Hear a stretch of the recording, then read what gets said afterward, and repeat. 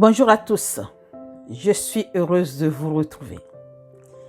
Il y a quelques jours, je réfléchissais à ces personnes que j'ai eu le plaisir d'accompagner et j'ai réalisé une chose. J'ai souvent eu à gérer les conflits. Le conflit fait malheureusement trop souvent partie du quotidien de beaucoup d'entre nous. Mais dites-moi, qui aime le conflit? Personnellement, je n'aime pas le conflit. Il dégage une mauvaise énergie.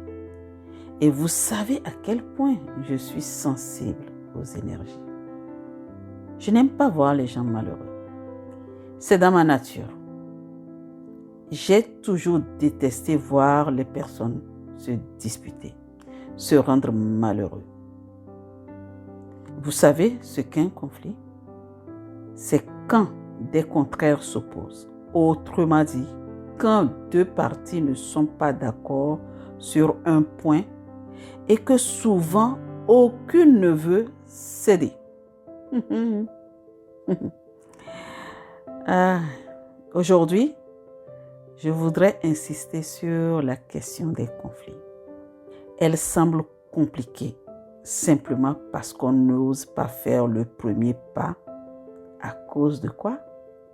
De l'ego.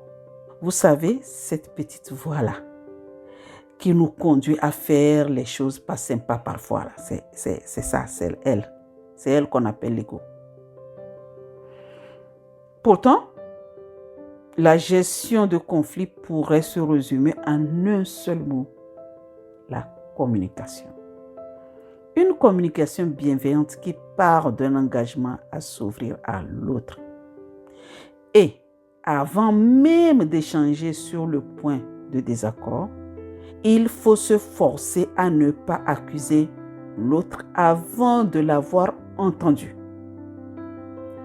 Si vous arrivez avec un esprit ouvert, l'autre sera moins tendu et plus à même de vous écouter que si vous arrivez déjà agacé.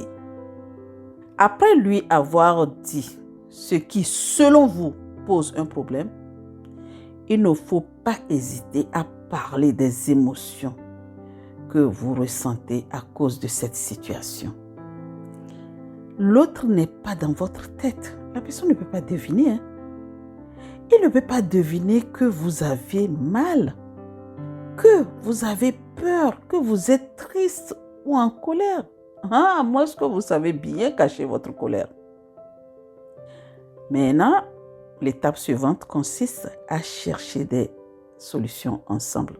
J'insiste sur le ensemble. Ne vous fermez pas aux idées de l'autre. Vous pourrez être surpris et en plus, elles pourraient être tout simplement complémentaires des vôtres.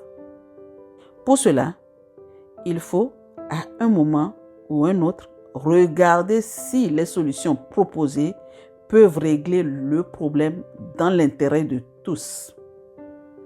Quand vous approchez d'un accord, il faut aussi s'accorder sur la façon d'appliquer les solutions qui ont été trouvées.